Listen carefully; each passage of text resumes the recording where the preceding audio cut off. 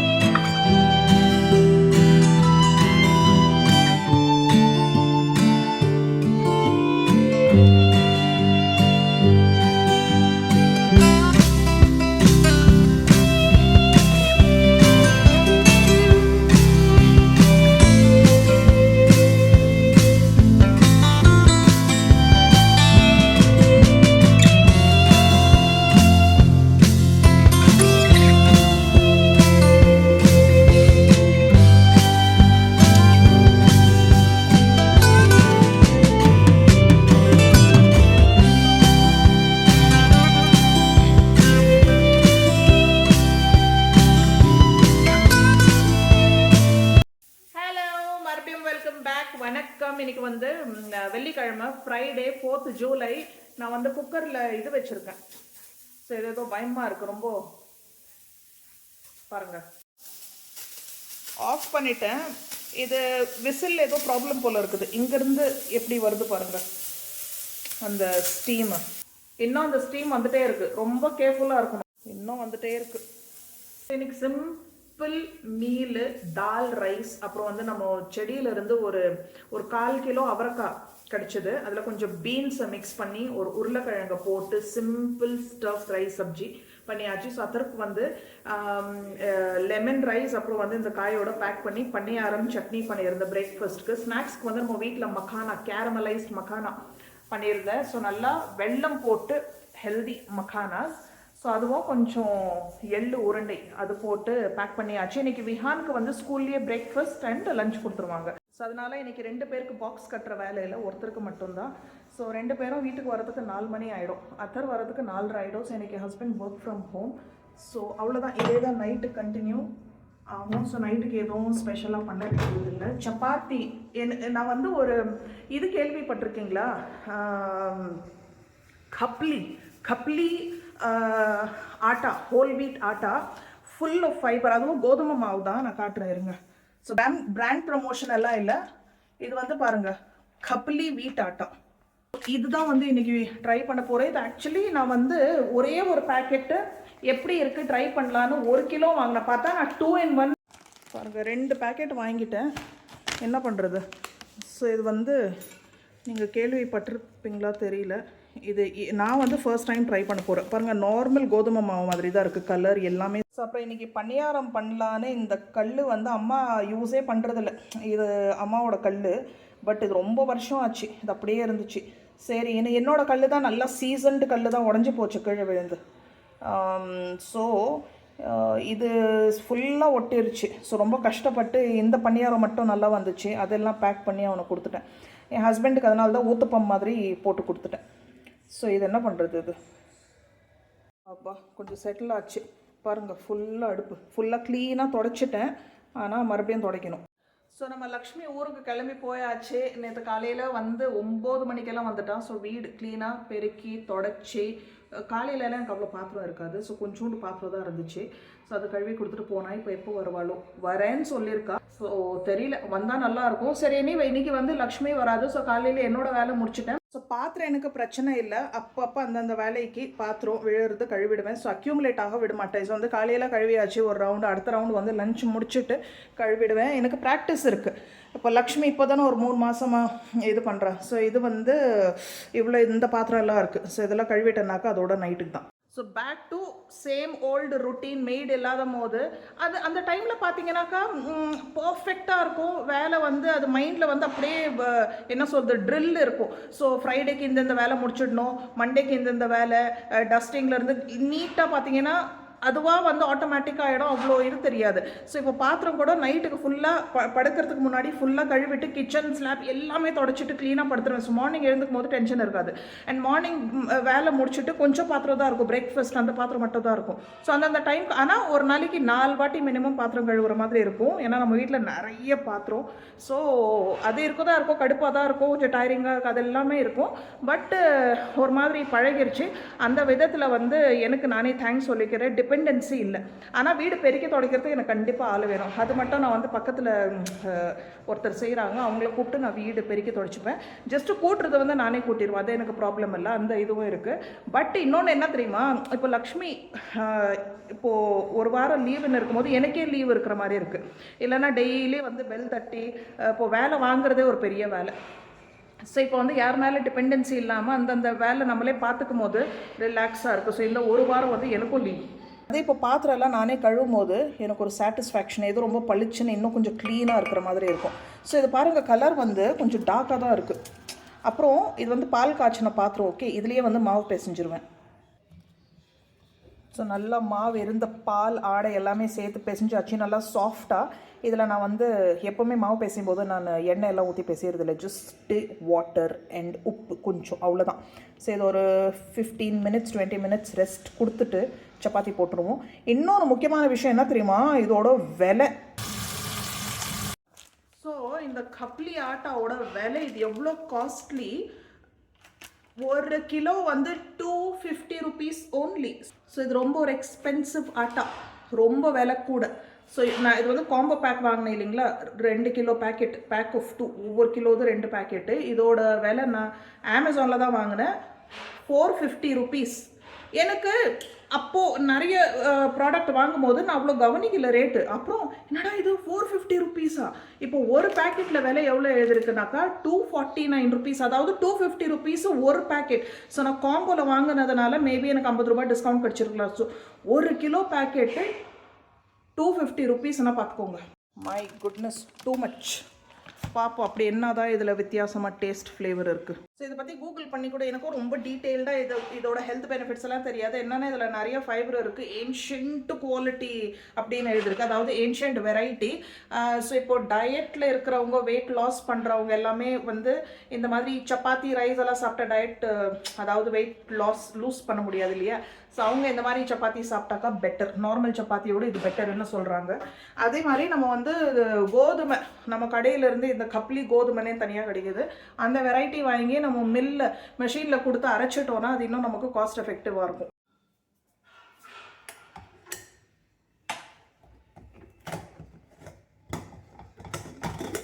நம்ம தால் ரெடி. இதுக்கு just plane தடக்கா.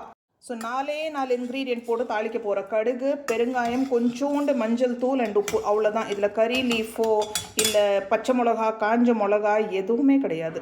ஆனால் சாப்பிடும்போது கொஞ்சம் நெய் ஊற்றி சாப்பிடுவோம். ஸோ அப்புறம் எனக்கு இந்த மாதிரி பிளேன் தால் வந்து கப்பில் ஊற்றி ஸ்பூனை வச்சு, நல்லா தண்ணியாக இருக்கணும் தால், ஓகே. ஸ்பூனை வச்சு சூப் மாதிரி குடிக்கிறது ரொம்ப பிடிக்கும். அப்புறம் வந்து சப்பாத்தி ஃபுல்கா இருக்கட்டும், அது எந்த விதமான சப்பாத்தினா இருக்கட்டும், அதை வந்து நல்லா பிச்சு பிச்சு போட்டு நல்லா தட்டு, ஓகே, நல்லா அந்த பார்டர் இருக்கிற தட்டை எடுத்து சப்பாத்தி அந்த நல்லா பிச்சு பிச்சு போட்டு நல்லா ஒரு 4-5 கரண்டி தால் தண்ணியாக இருக்கணும் போட்டுட்டு நல்லா ஊற்றி அதை வந்து ஒரு 5 மினிட்ஸ் ஊற விடணும்.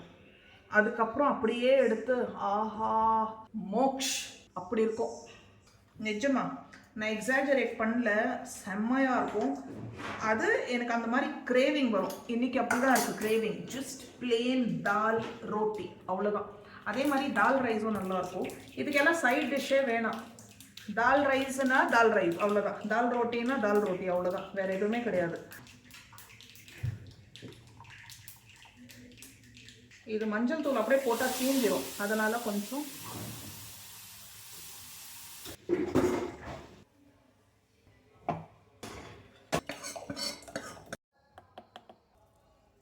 இந்த பிளேன் பருப்பு சாதம் வந்து என் ஹஸ்பண்டோட அவ்வளோ ஃபேவரெட்டு. இது உருளைக்கிழங்கு அந்த ரவுண்டாக கோல்டு காயின்ஸ் மாதிரி நல்லா ரோஸ்ட் பண்ணி ஃப்ரை பண்ணி கொடுத்தா அப்பா அவங்களுக்கு அமிர்தம் மாதிரி அப்படி சாப்பிடுவாங்க. இது கூட ஒரு பீஸ் மேங்கோ வச்சுக்கணும். என் ஹஸ்பண்டுக்கு வந்து தாளிக்காமல் கொடுத்தா இன்னும் ஹாப்பி. ஜஸ்ட்டு சுட சுட சாதத்தில் இந்த தாளிக்காத பருப்பு நல்லா கெட்டியாக இருக்கணும், போட்டுட்டு நல்லா நெய் ஊற்றி தால்னாவே ஃபுட் ஃபார் சோல், அவ்வளோதான். ஒரே கொதி, அடுப்பு ஆஃப்.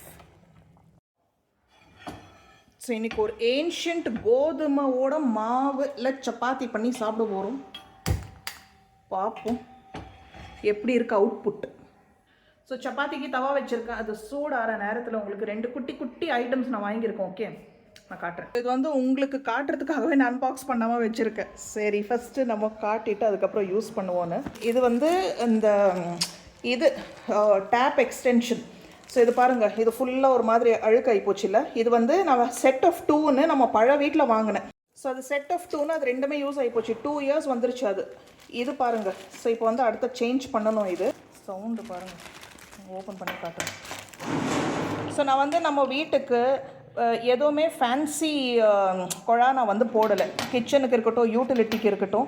ஸோ ரொம்ப நார்மலான குழா தான் போட்டிருக்கேன். பயங்கரமாக யூஸ்ஃபுல்லாக இருக்குது. இது எக்ஸ்டெண்ட் பண்ணி இது நல்லா கழுவிக்கலாம். அதே மாதிரி நல்லா பாருங்கள், நல்ல Gorges look, budget friendly. So ரொம்ப ரொம்ப நைஸ். ஸோ இது வந்து பன்னீர் மோல்டு. நம்ம வீட்டில் வந்து வாரத்தில் அட்லீஸ்ட் ஒரு வாட்டி மினிமம் நான் வந்து பன்னீர் செய்வேன். பசங்களுக்கு இந்த சவுண்டு ரொம்ப பிடிக்கும். ஸோ அது கடையில் வாங்குகிற பன்னீர் இப்போல்லாம் என்னென்னவோ சொல்கிறாங்க, அது வேறு டென்ஷன். ஸோ ஆர்கானிக் பன்னீர் தான் வாங்குகிறேன். சரி, வீட்லேயே பண்ணுவேன். நமக்கு தான் இங்கே ஃப்ரெஷ்ஷாக கருத்த என்ன சொல்கிறது, அந்த பால், ஃப்ரெஷ் பால் வருது. ஸோ இதெல்லாம் நல்ல விலை, ரொம்ப கூட இல்லை. நல்லா யூஸ்ஃபுல்லான ஐட்டம்ஸ் 2 ஐட்டம்ஸ் வாங்கியிருக்கேன்.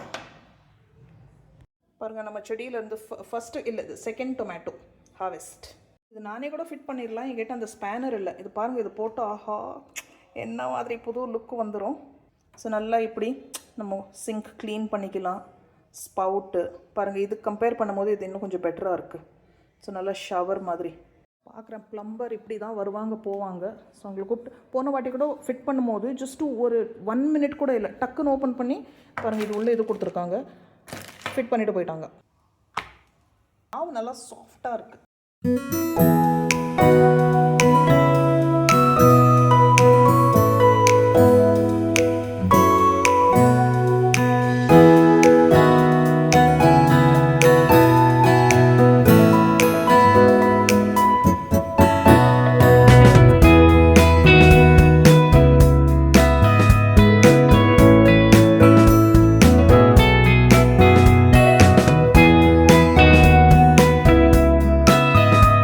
எல்லா சப்பாத்தி போட்டாச்சு. ஸோ சாஃப்ட், ரொம்ப ரொம்ப சாஃப்ட். ஸோ இது ஆறி போய் சாப்பிட்டா கூட சாஃப்டாகவே இருக்கும். ஸோ இப்போ நம்ம தால் ரோட்டி இது ராயல் பிளேட்டிங் பண்ணிடுவோம். ஸோ இது நல்லா பிச்சு பிச்சு பீஸாக ரொம்ப பயங்கர சாஃப்டாக இருக்குது சப்பாத்தி.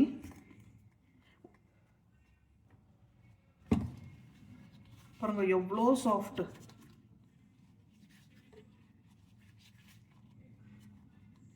ஸோ இது ஊறும் போது இன்னும் எப்படி சாஃப்ட் ஆகிடும் பாருங்க, என்ன மாதிரி சாஃப்டாக இருக்கும்.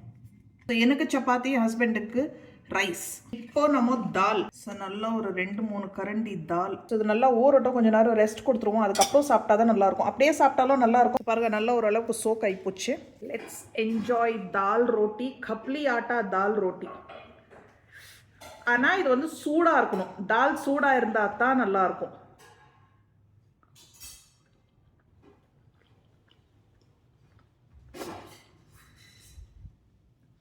எனக்கு ஓகே, தால் ரோட்டி அமேசிங், அப்படியே மெல்ட் இன் மவுத்து. இதை விட சிம்பிளிஸ்ட் ஃபுட்டு, இதை விட ராயல் ஃபுட்டு வந்து மைண்ட், பாடி, சோல் எல்லாம் ஹாப்பி, எல்லா சென்சஸ்க்கும் ட்ரீட். இது இந்த கப்லி ஆட்டா பாருங்கள் என்ன மாதிரி ஊறி இருக்கு. இது சின்ன பசங்களுக்கும், நான் அதர் பிஹானுக்கு இதை நிறைய ஊட்டியிருக்கேன். அவங்களுக்கு இன்னும் நல்லா சோக் பண்ணி நல்லா பார்த்தீங்கன்னா மேஷ் ஆகிடும். அது கொஞ்சம் சாப்பிட்டா கூட நல்லா ஃபில்லிங்காக இருக்கும். ஸோ இது டேஸ்ட் எனக்கு பெருசாக ஒன்றுமே வித்தியாசம் தெரியல. இப்போ யாருக்குன்னா கொடுத்துட்டு இது கப்லி ஆட்டா அப்படின்னு சொன்னால் தான் அவங்களுக்கு ஓ அப்படின்னு, வேறு எதுவுமே நார்மல் ஆட்டா, நார்மல் சப்பாத்தி சாப்பிட்ற மாதிரி தான் இருக்குது.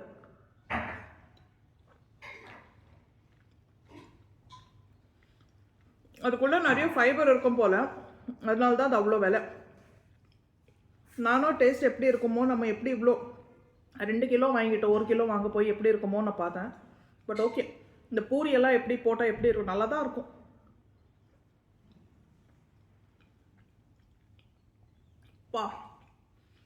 நான் எவ்வளோ நாள் பொறுத்து, எவ்வளோ மாதம் பொறுத்து தால் ரோட்டி சாப்பிட்றேன். Too good.